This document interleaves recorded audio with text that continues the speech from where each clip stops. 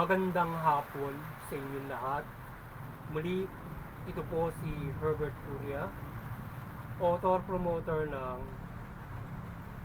Human Rights Motion. Kakibat ang ating pananalig sa ating banal na Panginoon Diyos, banal na Panginoon Kristo, gabay ng kaliwan ng kaliban ng Santa Maria, mula sa isyong ating nakalap at pagbabantay sa mabuting pamamahala, patas ng stisya at karapatang banta ay hinggil sa issue ng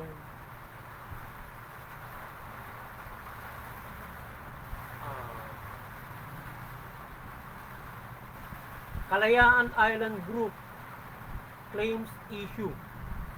We support the claims of Kalayaan Island Group as part of our territory under EEC international law. Yan. And any supporting Filipinos claim sa pag-claim nito. Ito yung ating tinunghayang issue ngayon. So, mariin nating sinusuportahan ang Administrasyong Marcos at ang lahat ng sumusuporta at lipunang Pilipino sa pag-claim ng KAG at hindi lamang ito, kundi ang buong EEC ng Pilipinas, particular the Sovereign Territorial Sea. So, yun. Ito yung ating issue na ating tinungayan, yung issue sa West Philippine Sea na ngayon ay pinagtalunan nila nito mga nakaraang araw sa Senado sa pagpapasa noong resolution o na kiniklaim natin ang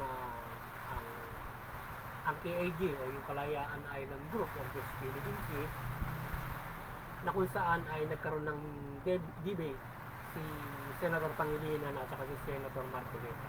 Ngayon, ang EEC ay international law na nagbibigay ng tibay at otorisasyon na maging teritoryo ng bawat mga bansa ang sakop nilang karagatan. Nasakop ng EEC, anumang ang mayroon dito ay pag-aari ng nasabing bansa at sila ang dapat makinabang doon pangunahin yan. Ngayon ay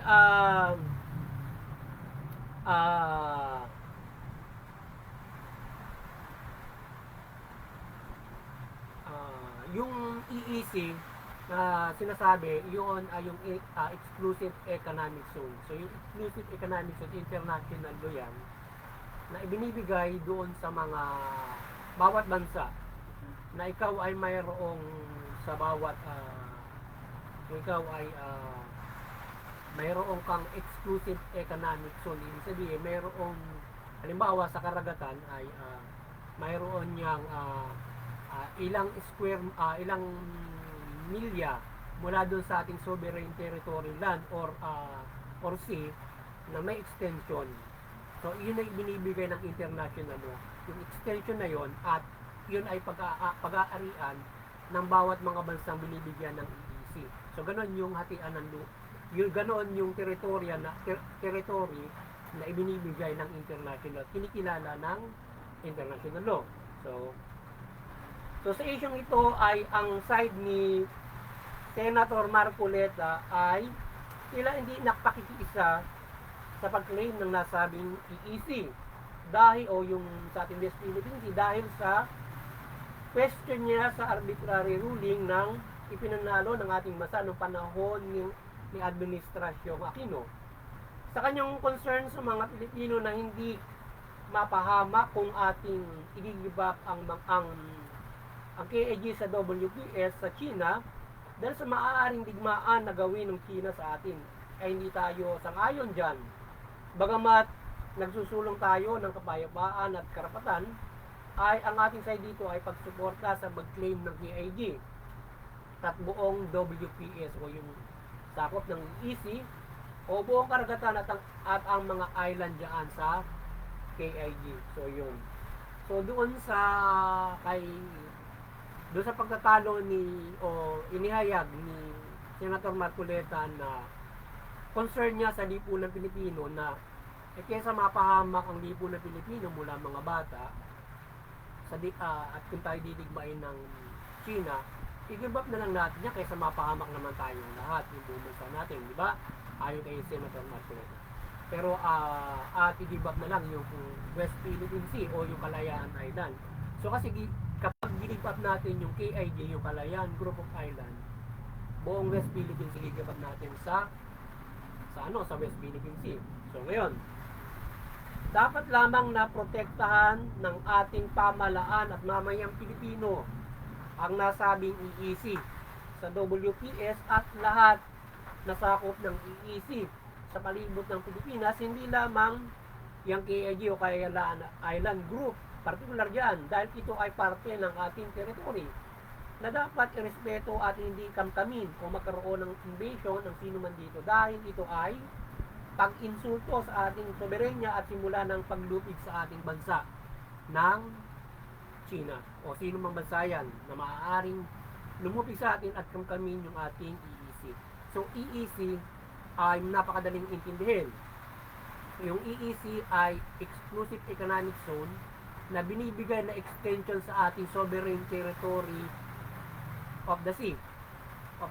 So yan ay maaaring yung sa yan ang bawat mga bansa ay mayroong ganyang ibinibigay na EEC, territorial of yung kanyang teritoryo, land or with sea, ay mayroon siyang ilang milyang layo na po pwede mong pag-arian. So yun, ganoon yung usapin. At meron ding maaaring usapin din sa siguro kung halimbawa hanggang saan yung iyong po pwedeng i-extend mo. Halimbawa, sa land naman ang usapin kasi meron mga bansa magkakalapit ng magkakalapit ng territory. May mga border pa nga. So ngayon ay pagdating sa karagatan na yan, mayroon tayong EEC, malinaw na usapin. Nag-raise si Senator Marcoleta diyan sa EEC na yan na sinasabi niya ay kanya kino-question ngayon yung arbitrary ruling na ano ba yung ipinapanalo natin doon, ano bang coordinates daw, anong mapa na particular na ating sakop yung halimbawa Kalayaan Island, ano ba particular na pinanalo sa arbitrary ruling. Simple lang ang ating pananaw doon sa pinanalo natin sa arbitrary ruling. EEC. Ang EEC, napakadaling intindihin. Yung ating sovereign territory sa land at saka sa sea, dadagdagan mo ng ilang milya yon. So kung ano ang tatamaan ng ilang milya na yon, ating yon. Kung karagatan lang yan, karagatan atin yon. Tayo magkinabang doon. Ano meron doon? Kung may land yun, kung merong island yun, kagaya ng KIG, nung lahat na nasa West Philippine Sea, atin yon. So ngayon, hindi na kinakailangan mag-mapping pa.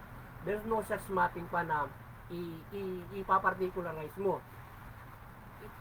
Ang ipinanalo natin doon ay yung ating karapatan sa EEC na sakop natin doon. Ano ba yung mga sakop natin sa EEC natin? So, siguro naka-enumerate naman doon yung mga KIG, yung mga Spratly Island hanggang doon sa mayroon doon sa dulo-dulo ng Luzon na mayroon mga ring inaangkin doon ng China. So lahat ng sinasakop ng EEC atin yun yung ipinanalo natin sa arbitrary ruling. No need pa sa mapping. So ang nire-raise ni Senator kagagalang-galang na Senator Marcoleta ay parang gumagawa siya ng debate o issue na hindi naman dapat pag-usapan yun. Kasi nga EEC ang usapin doon, EEC. Kung ano ang milya na layo ng EEC, atin yun. Simple as that. Kung may isla yan, kung dagat lang yan, atin yan. Tayo ang makikinabang doon. Simple. And ano ang panghawakan? Sa EEC international law yan. So, yan ay may-recognize ng international law. So, ngayon, kung ang China doon sa Inland Line, hindi iyan may-recognize ng international law. Siguro kahit man tayo sa ating sarili lang, hindi tayo i-recognize ng international law, kung aangkin natin yun as tayo lang. Siguro. So, ngayon, ang naging usapin dyan, EEC. So, meron tayong claim, merong claim din yung China. So ngayon magtatalo kayo ngayon yan. Ngayon ang pinakamagandang pangyayari ito, mayroon tayong international law EEC. So ibig sabihin yung pag-claim natin ay nasusuportahan ng EEC bilang ating. Ngayon ay yung China ganun din, meron din sinasabi na Indus Line o O amin din yan, 9 dash line yan, di ba? Nag-aangkinan tayo. Ngayon, yung ating pag-angkin ay nasusuportahan ng international law sa EEC. Kaya panalo tayo arbitrary ruling. So wala na tayong dapat usapang mapa-mapa. EEC, ilang milya ang layo ng EEC, yun ang usapin doon. So siguro, para sa atin, medyo may mali yung nire-raise na ni Senator pa na pag-uusapan na particular natin yung mapping na atin yan, di ba? Na ganun yan. Hindi, may EEC tayo, international law, na dapat i-recognize at kilalanin ng China. Hindi yun na yung dash line nila. Tayo, meron din tayo eh. Nasa Constitution na, nasa Republic Act namin, amin yan, di ba? Bilang sa atin, sa atin. Sa kanila, ganun din eh, 9 dash line. Ngayon, yung atin, nasusugan ng EEC, international law. Kaya tayo ang panalo sa usapin na yan. So ngayon, hindi lang KAG ang usapin dito sa buong EEC. Kapag nag-give up tayo dyan, buong EEC natin ang kukunin ng China dahil sa 9 dash line nila, nasakop nila yan. Subalit, hindi recognize ng international law o unclose ang 9 dash line nila sa kanilang batas. At pag-angkin lamang yan. At tayo man ay may sariling batas para dyan sa EEC na iyan mula dyan sa Kalayaan Island. Di ba? So, parehas tayo nag-akin eh. Sinasabi natin, meron kami sariling batas para dyan, para kanin. Wala ninuno namin, mga ganyan. Ganon din sila eh. Ang ninuno namin, ganon din eh. May batas din kami, di ba? Eh, sino sinusugan nung international law para pag nag-debate tayo. Kaya nalalagay sa arbitrary ruling kasi because merong international law na pinatutupad. Di ba? So, ano pa ba yung sasabihin mo na imamapa mo na iyo yun, di ba? Lalong-lalo na kung yung sinasabi Kalayaan Group of Island and other island doon ay sakop ng ating mismong sovereign territory. Lalo na, hindi mo pwede talagang kumobrantila doon. Di ba? Lalo na napakatibay na usapin na ating. Eh, ang China nang bubuli kasi nga through the hindi kinikilala yung EEC. Hindi na kinikilala yon yung international law na EEC, na yon ay extended version ng bawat mga bansa sa palibot ng waters mo. Eh, yon ang nagiging problema. Ayaw kilalanin ng China yan. Eh, tayo nasusuportahan ng EEC doon sa claim natin na yun eh.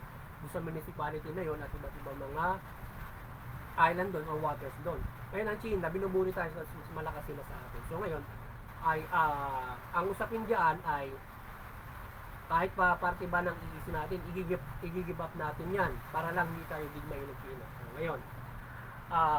ngayon, ang ating pamalaan dapat lamang na maglagay ng sundalo at patrol sa ating karagatan mula dyan sa KAG o WPS EEC at buong EEC to protect our country and our territory. So dapat lamang tayong pumotek, hindi lamang sa pang-claim ng China and to anybody na mga anumang maaaring threats, harm or interest sa ating panupaan na gagawin. Kaya kinakailangan tayo maglalagay talaga o sino mang mga sindikato, terorista na maaaring gumawa ng hindi mabuti doon sa ating West Philippine Sea, dapat babantayan talaga yan. At yung mga island na sinasabi, dapat ang ating pamalaan magtatayo ng mga struktura doon. Talaga maglalagay sila ng talaga mga stationary ng mga sundalo ron at bawat mga ilang mga island doon na dapat nalalagay or iba pang mga struktura na makatutulong para sa mga mangingisda natin, etc. para mapangalagaan yung West Philippine Sea. Dapat i-cultivate ng ating pamahalaan yun. Madaling budgetan lang yung struktura doon eh. Lalo na magpoposte tayo ng sundalo doon, di ba? So, para protektahan yung bansa natin through that, tsaka strategically, yung mga isla yung maganda kasi kinakailangan yun ay pangunahin po protekta sa ating teritoryo, yung mga isla na yun. So, kapag kinakailangan talagyan natin ng mga kasundaluhan at kumpleto dapat yun, na mayroon silang naangklahan na mga, yung halimbawa sa Kalayaan Island, naangklahan yun at may mga barko doon na mula din doon, papatrol-patrol ka ron. Hindi magmumula lang doon sa Metro Manila o sa dito sa island natin para patrol lang lahat yun. Dapat yung mga mismong isla yun, may mga ano na rin doon, may mga balahuran na rin doon ng mga kung ano man makapagpapatrol doon, mismong area na yun. Kasi para maprotektahan nga yung West Philippine Sea natin. So, sangayon tayo punduhan yung ating Coast Guard, yung ating EFP, para pangalagaan yung ating yung ating ano na yun, yung ating area na yun. So, gayon man, ang ating pagdepensa kahit na ang sundalo natin ay andyan at nagbabantay o protekta, ay hindi tayo gagawa ng hakbang na violente bilang pagtatanggol sa mga pangaras o nais na paninikil o claim ng China. So, yung ating mga sundalo naka-stationary, nagbabantay, kung ganun ang pangaras ng China doon, iikot-ikot sila ron,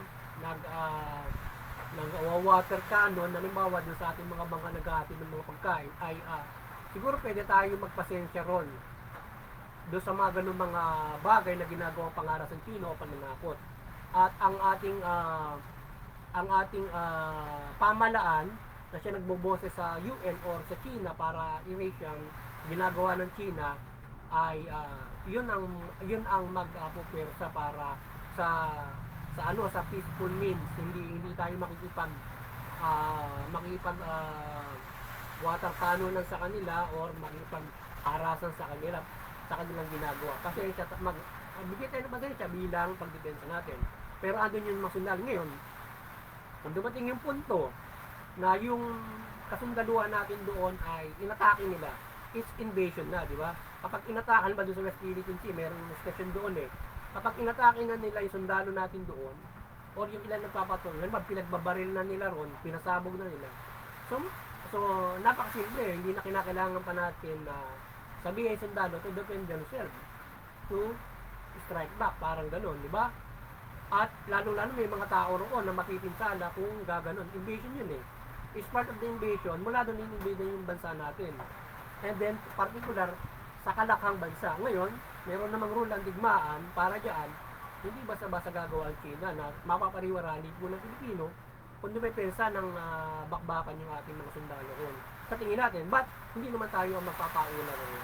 Dedepensa tayo. Ngayon, para sa apat nagsundalo tayo roon kung tayo naman ay hindi naman dedepensa. Diba? Para saan pa?